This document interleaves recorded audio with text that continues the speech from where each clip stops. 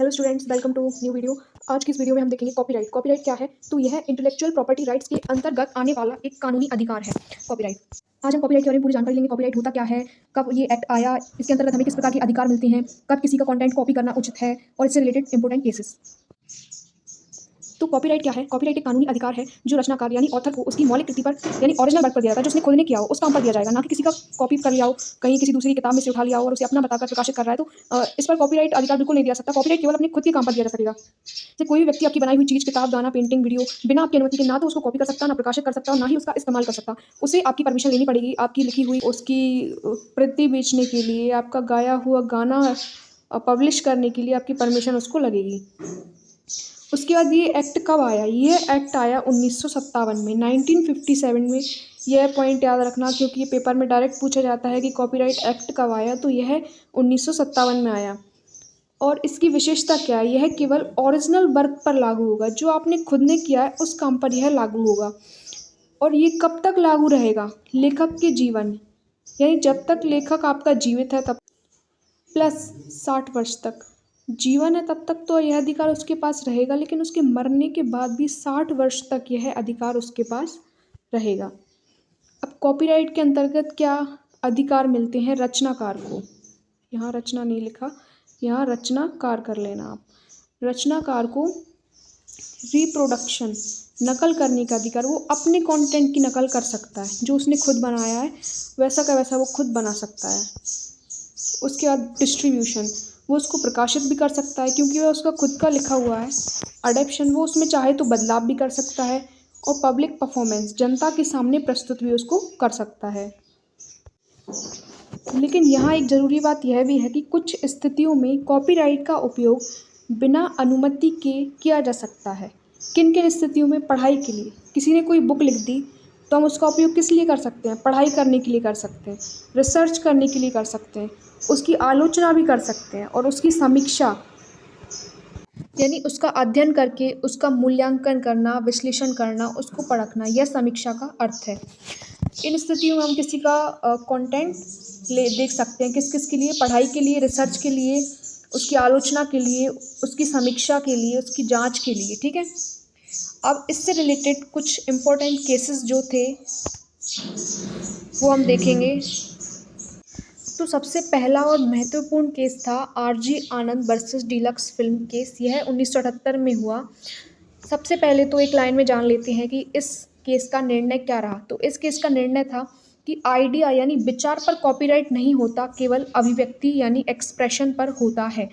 यानी किसी ने इसमें क्या हुआ था कि जो आरजी आनंद हैं, इन्होंने एक नाटक लिखा था और बाद में डीलक्स फिल्म्स ने उसी कहानी पर आधारित एक फिल्म बनाई। तो आरजे आनंद को लगा कि उनका क्या है, आइडिया कॉपी हो गया है। लेकिन सुप्रीम कोर्ट ने यह बताया कि आइडिया पर कॉपीराइट नहीं होता, केवल एक्सप्रेशन पर होता है। डीलक्स फिल्म पर कॉपीराइट तब लगता जब वो same to same dialogue, same to same दृश्य, वो सब कॉपी कर ले, लेकिन सिर्फ यह एक विचार था। एग्जाम्पल देखते हैं। जैसे कोई फिल्म बन रही है उत्तर भारत और दक्षिण भारत के संघर्ष पर, तो यह फिल्म, यह क्या है, एक विचार है, आइडिया है, यह कोई भी सोच सकता है। लेकिन अगर किसी ने सेम टू सेम फिल्म उन्हीं डायलॉग्स के साथ, उन्हीं सीन्स के साथ कॉपी करी है, तो ही उस पर कॉपीराइट लगेगा। मतलब सीधा सीधा इस केस में यह निर्णय आया है कि विचार पर कॉपीराइट नहीं हो सकता, अभिव्यक्ति पर हो सकता है। अगर आपने कोई नाटक या फिल्म बनाई है, वैसी की वैसी अगर कोई सेम टू सेम उन्हीं डायलॉग के साथ फिल्म बनाता है, तब उस पर कॉपीराइट लगेगा, केवल उस विचार पर नहीं लगेगा जिस पर फिल्म बनी हुई है। जैसे कि कोई दो हॉरर फिल्म हैं, तो एक फिल्म पहले बन चुकी होगी, बाद में दूसरी हॉरर फिल्म बनेगी, तो कोई व्यक्ति उस पर कॉपीराइट लगा दे कि हॉरर फिल्म तो मैं बना सकता हूँ, मैंने बनाई थी, अब ये क्यों बना रहा है। तो ऐसे कॉपीराइट नहीं लगेगा। अगर फिल्म में सेम डायलॉग्स हो, सेम सीन्स हो, तो ही कॉपीराइट लग सकता है। यानी विचार पर कॉपीराइट कभी नहीं लगेगा, सिर्फ अभिव्यक्ति पर कॉपीराइट लगेगा।